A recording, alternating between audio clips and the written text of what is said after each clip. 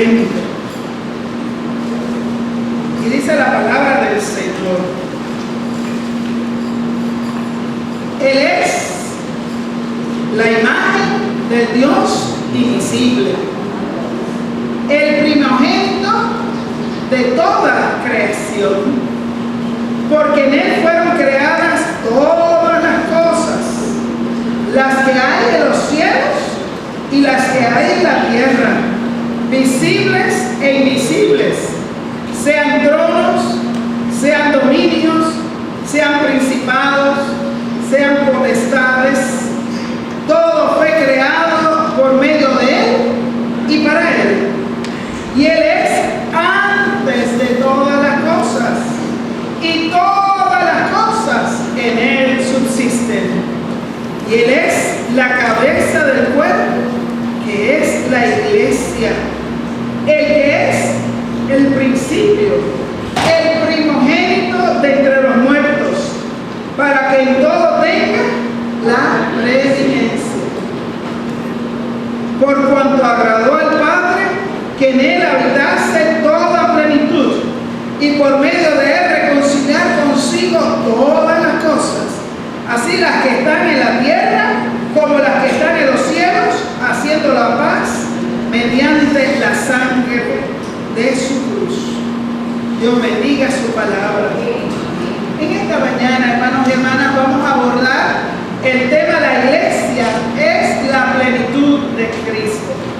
Y recuerden que plenitud en griego es pleroma. Pero vamos a hablar de esta carta, que es bien importante, que es la carta de la iglesia de Colosas. ¿Cuántos de ustedes han leído esa carta?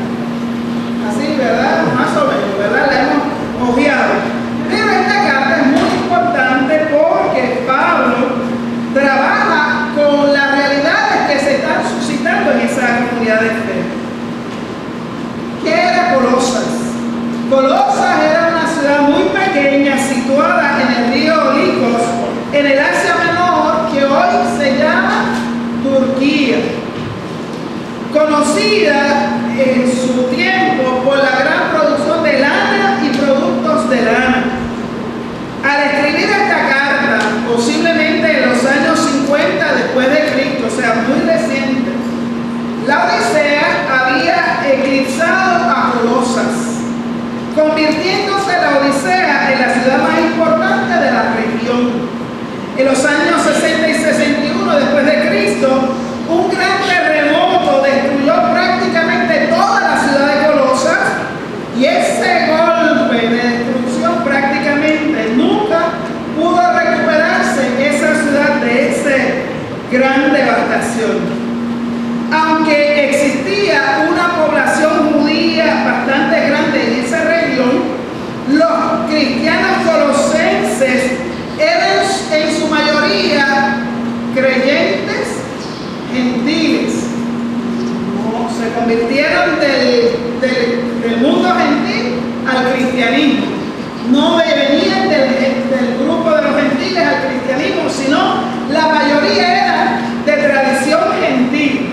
Y es que probablemente todos esos vicios que se mencionan en los versículos del capítulo 3, del 5 al 7, están vinculados a las prácticas que los gentiles en aquel tiempo realizaban para aquellos tiempos. Así que cuando Pablo le escribe, hace mención de Epafras o Epafrodito, que posiblemente haya sido el fundador de esta iglesia en Colosas.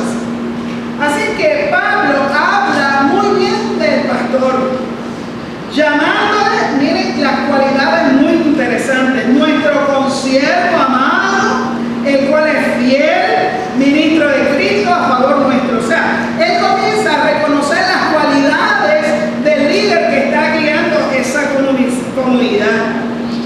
Pero dice más, dice que Epafras está siempre solícito por la iglesia. Él estaba muy preocupado por los cristianos de la iglesia, y sobre todo él oraba mucho por la iglesia. En su carta a Filemón, Pablo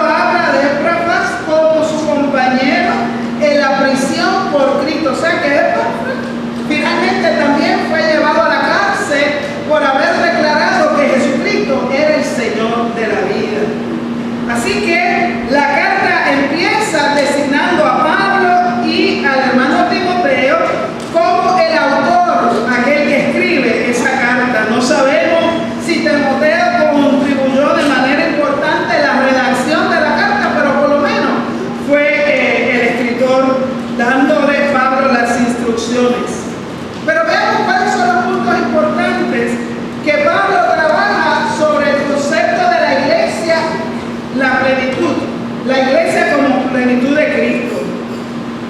Pablo habla bien de la fe, del amor y de la esperanza de los cristianos colosenses. Hermanos, primer elemento fundamental para que haya la plenitud de Cristo, tenemos que ser una comunidad de fe. Porque sin fe es imposible agradar a Dios. Así es que la plenitud de Cristo tiene que comenzar ¿con qué? Con una fe sólida. Miren a ver cómo está su fe. Verifiquen cómo está su fe. Pero se añade también la dimensión del amor. ¿Por qué el amor? Porque el amor va a cubrir ¿qué? ¿Multitud de qué? Multitud de pecados. Así es que la plenitud de Cristo está vinculada a yo tener fe sólida en el Señor, pero también ser una iglesia que está llena de amor. Uno de los distintivos de la iglesia primitiva, cuando los gentiles comienzan y los judíos comienzan a ver la iglesia, a mí me encanta la expresión de lo que dice en Hechos. Los gentiles, los de afuera, comienza a señalar a la iglesia como una comunidad de amor. Y eso debe ser el distintivo de la comunidad de fe. La iglesia que ama hasta las últimas consecuencias. Así que el amor es el vínculo que nos mantiene ¿qué? Unidos los unos a los otros. Pero hay algo más, y lo resalta en Colosenses 1, del 4 al 5, que nos habla de la esperanza de los cristianos colosenses. Yo creo, hermanos, que la fe, la esperanza y el amor, como nos dice 1 Corintios 13, son los tres elementos fundamentales que la iglesia debe asumir.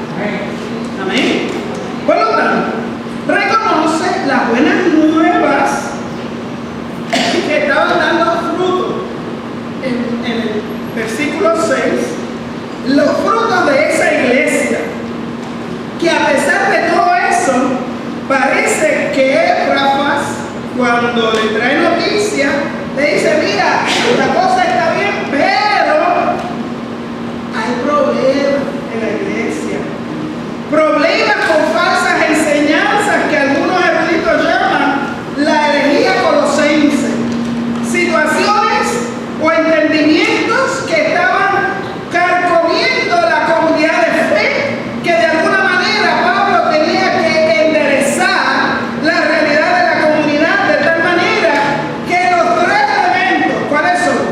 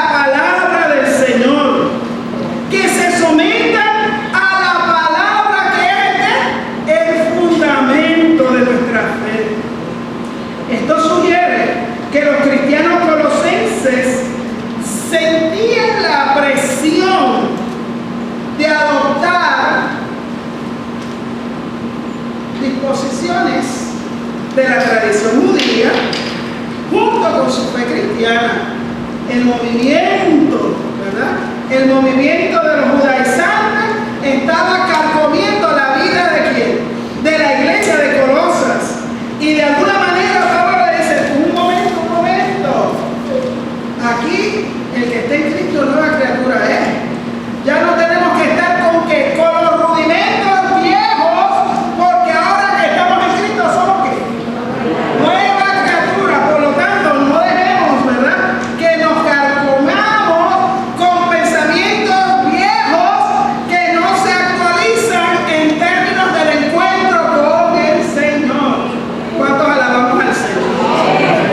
Así que en este problema muy serio que enfrenta Pablo, realmente lo que quiere decirle a la iglesia, miren, ubíquense, pongan el fundamento correcto, no dejen que otras cosas que los carcoma les caigan encima pensamientos que no son conformes a ¿qué? Al Señor. Así que les advierte que no permitan que nadie os prive. Miren lo que dice en el versículo 2:18. No permitan que nadie os prive de vuestro premio, afectando humildad y culto a los ángeles. O sea, no hagan prácticas que no son conforme al Señor. Confórmense conforme a la palabra del Señor.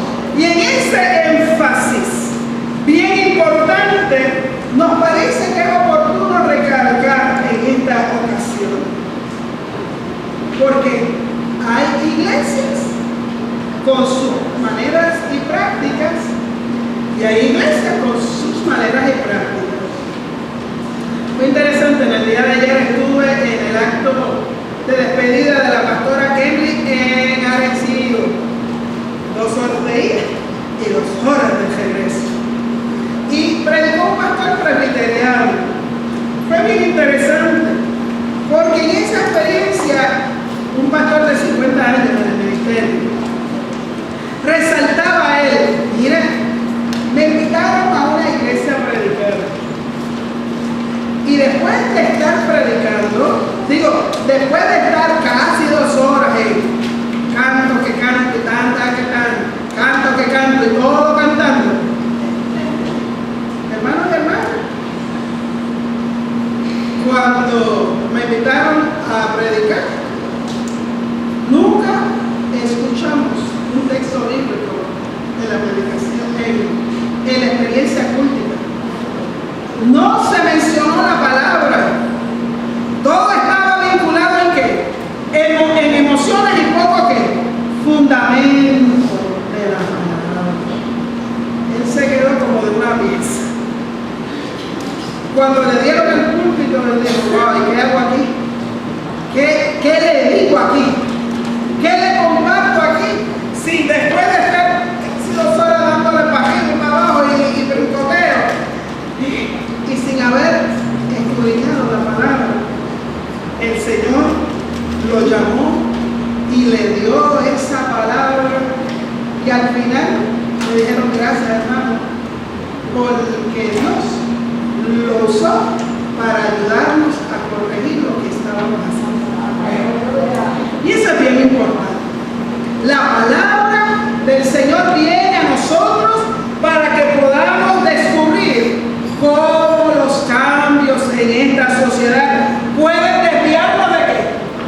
Del fundamento que es la palabra. Tengamos cuidado, hermanos y hermanas, cómo aplicamos y cómo lo trabajamos. De igual manera, el apóstol, viendo la situación que abordaba la iglesia de Colosas, les ruega, miren, y pasa de advertencia a ruego. Miren los niveles de cambio temático y de sentimientos que el apóstol utiliza. Les ruego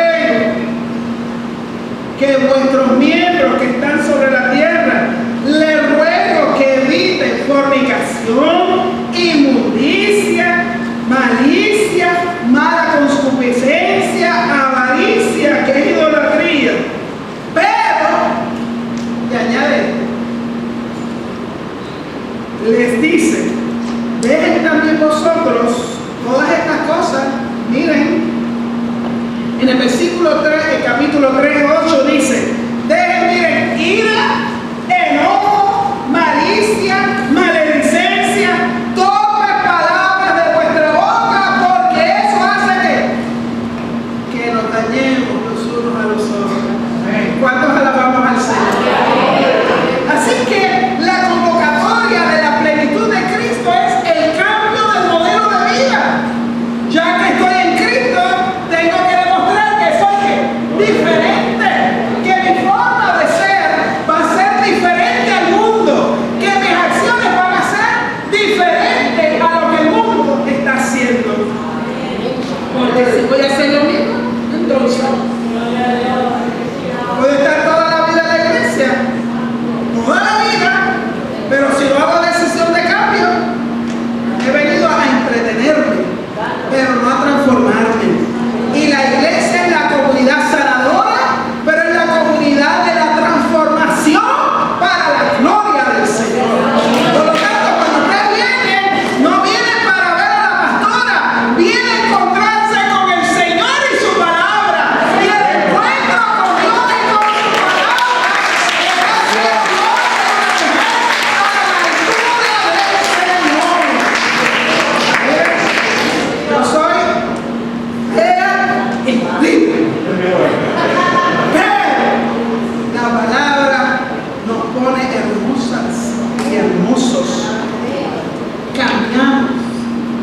Cambiamos porque descubrimos que la gracia del Señor nos transforma. Por lo tanto, la iglesia, por lo tanto, es la plenitud de Cristo.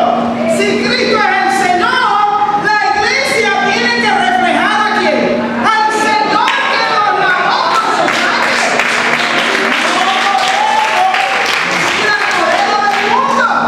No podemos dejar que nos carcoma, ¿verdad?, los sentimientos que no son conformes al Señor.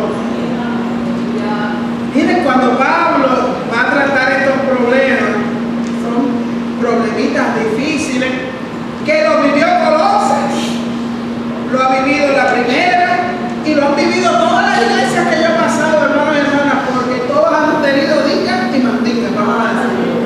Amén también. Amén. Todos vamos a tener situaciones, todos vamos a tener problemas, pero cómo lo trabajamos, cómo lo manejamos, hace la cosa que sea diferente. Así que los cristianos colosenses debían poner sus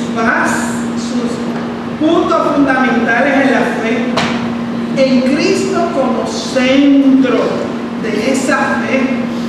Si estos cristianos colosenses pudieran entender mejor la naturaleza y la visión de Cristo, si ellos pudieran entender quién era Cristo y lo que Cristo hizo por ellos, se hubiesen superado todas estas dificultades. Ese entendimiento les daría el fundamento necesario para tratar los problemas que Epafras había identificado. Podemos comparar, hermanos y hermanas, que la estrategia de Pablo era ayudar a la iglesia a enderezar el barco, sacarlo de las malas creencias y entrarlo a las buenas creencias, con la intención de crecer bajo la gracia del Señor y así evitar las malas hierbas que muchas veces crecen y dañan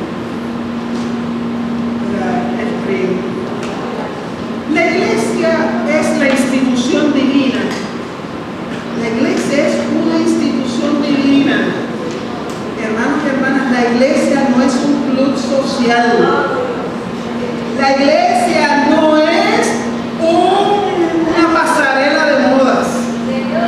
No implica si cuán bonito o feo usted se ha venido a la iglesia.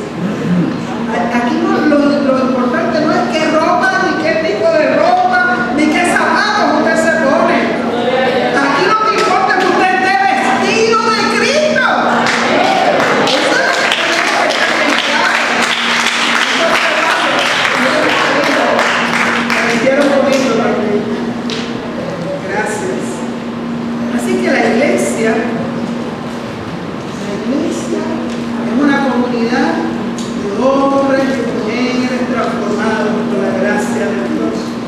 Y sobre todas las cosas, Dios sometió todas las cosas bajo los pies de Jesús y dio por cabeza sobre todas las cosas a la iglesia.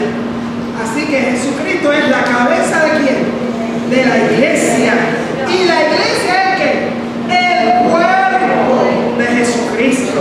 Así que la plenitud de Jesucristo, aquel que nos hincha, que nos pone gorditos, que nos llena, es la presencia de la plenitud de Dios a través del Espíritu Santo.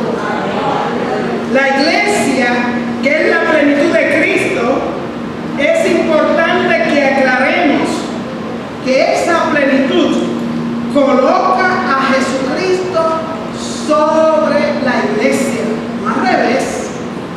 La iglesia no está sobre Cristo, sino que Cristo es la cabeza. Por lo tanto, si Cristo es la cabeza, ¿a quién vamos a obedecer? A Jesucristo, a ese Cristo que nos clarifica y nos revela, hermanos y hermanos, nos revela, porque en Él habita toda la plenitud de la divinidad corporalmente.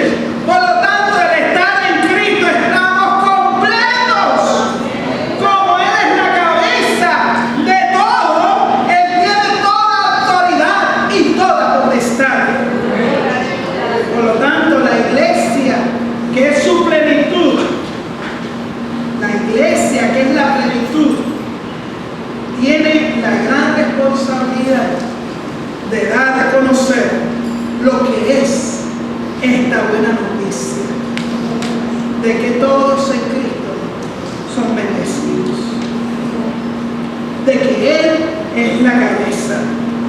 Y como es la cabeza del cuerpo, que es la iglesia, es el principio, es el primogénito de los muertos y sobre todo Él, hermanos y hermanas, en Él habita toda la plenitud de Dios. Y habitando toda la plenitud de Dios, la iglesia vive en esa presencia de la plenitud del Señor. Por lo tanto, Cristo, que es la cabeza de todas las cosas del universo y de todo lo que está en Él, por su voluntad absoluta, nosotros tenemos que someternos a Jesucristo. Todo, miren, todas las relaciones las tenemos que someter bajo el escrutinio de Cristo. Tenemos que poner nuestras relaciones de padre, de hermanos, de hijos, de esposo, de esposa, de novio, de amigos, todo lo tenemos que poner bajo ¿qué? La soberanía de Cristo, para que Cristo sea el primado. Por eso está ahí, no escrito por casualidad. Colosenses 1:18, sección B, de esa afirmación. Sosteniendo al primado de la iglesia, sabemos que Cristo es el que lo llena todo y llena esta iglesia. Siendo Cristo el que amó la iglesia y se dio a sí mismo por ella, comprándola con su sangre, Dios se ha complacido que la iglesia viva la plenitud. La plenitud. La iglesia viene a ser la habitación de Dios, donde la plenitud de Cristo habita con nosotros. Por lo tanto, si la plenitud de Dios está con nosotros, podemos vivir el poder del amor, el poder del perdón, el poder de la reconciliación. Jesús prometió otro consolador. En Juan 14, 16 y 17 dijo: he aquí yo me voy, pero os mandaré ¿a qué? Al Consolador, el que os guiará a toda verdad y a toda ¿qué? Justicia. Así que cuando el Espíritu Santo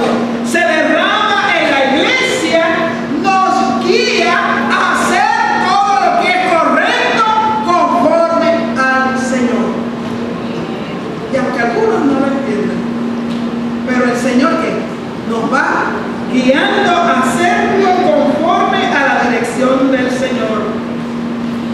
Jesús está hablando a los miembros de la comunidad de fe, a la iglesia. El Espíritu Santo reside con ellos y en ellos, y el Espíritu Santo reside con nosotros y en medio de nosotros. Por lo tanto, si el Espíritu Santo está con nosotros y en nosotros, este presente de la iglesia que va desafiados con los cambios contundentes que la sociedad está enfrentando, tenemos que responderle a una sociedad que está en crisis de valores.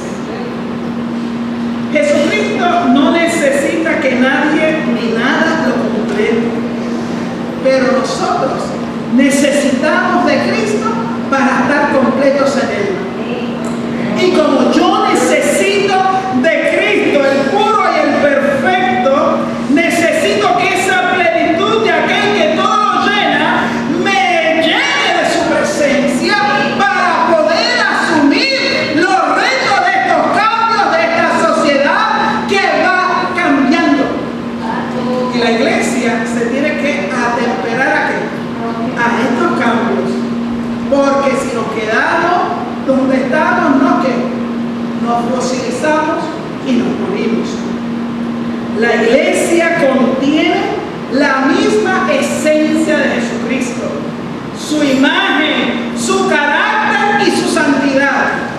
Vuelvo a decir, la iglesia contiene la misma esencia de Jesucristo, su imagen, su carácter y su santidad. Y recuerden lo que dice la palabra: y sin santidad nadie verá al Señor. Por lo tanto, usted en esta mañana, cuando ha venido a la iglesia, vístase de Cristo, respire a Cristo y viva en la santidad de Cristo. La obra del Señor se derrama en tu vida y puedes decirle: Señor, ante los retos de esta sociedad, yo declaro que mi fe está puesta en el Señor y que los retos de esta sociedad, en cambio, la iglesia le tiene que responder. La iglesia es una institución divina porque es la plenitud de Cristo. Por lo tanto, hermanos y hermanas, siendo el Cristo que amó a esta iglesia y se dio a sí mismo por ella, comprándola a precio de sangre, haga usted el análisis de cuánto usted atesora lo que Cristo hizo por su vida. Siendo una iglesia lavada por la sangre del Cordero, permita que el poder del Espíritu Santo dirija su vida. Permite que el Espíritu Santo te guíe a toda verdad y a toda justicia. Recuerdo cuando Jesús le fue a lavar los pies a los discípulos. Esta lucha: ¡ay, maestro, no me laves los pies!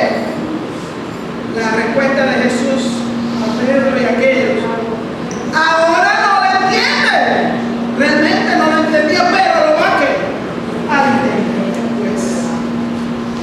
Realmente, hermanos y hermanas, vivimos en un proceso de sociedad de cambio.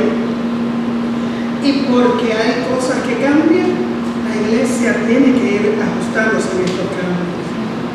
Entonces, ¿qué es la iglesia desde la eclesiología bautista? Que eso es bien importante. ¿Cómo nosotros los bautistas entendemos la iglesia? Desde la iglesia, la plenitud de Cristo, por virtud del Espíritu Santo, nos convierte a todos y a todas en una comunidad de iguales. Hermanos, ¿escucharon eso? Por virtud del Espíritu Santo,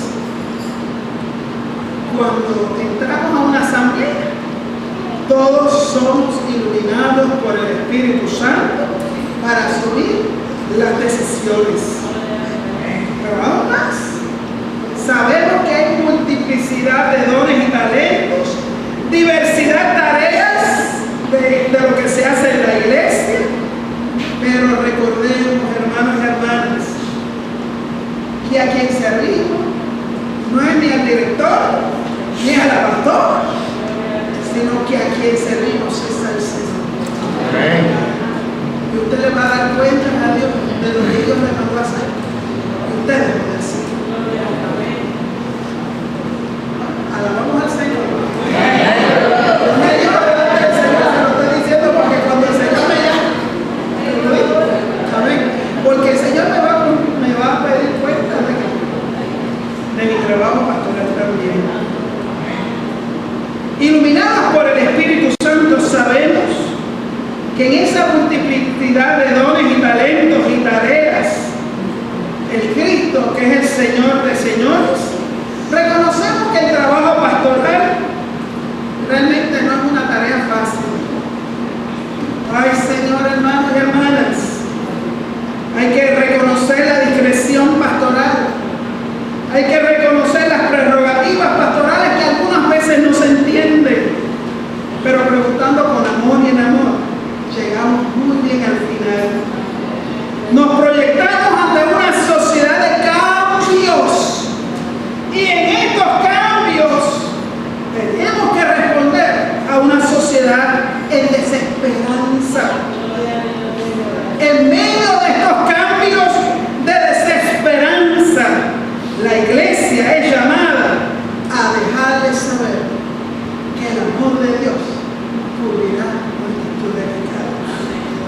Acoplándonos a estos nuevos desafíos, sin negar nuestra fe, invitamos a un pueblo al compromiso con el Señor. Culminamos, vamos tempranito porque tenemos a la 1:30 reunión del director, digo, de la ETA, y después a las 3 arrancamos también. La intención para ti en esta mañana es, Señor, si la iglesia es plenitud de Cristo, yo estoy viviendo en esta plenitud, me estoy comprometiendo con el Señor que me llamó, estoy poniendo mis dones y talentos a la obra del Señor.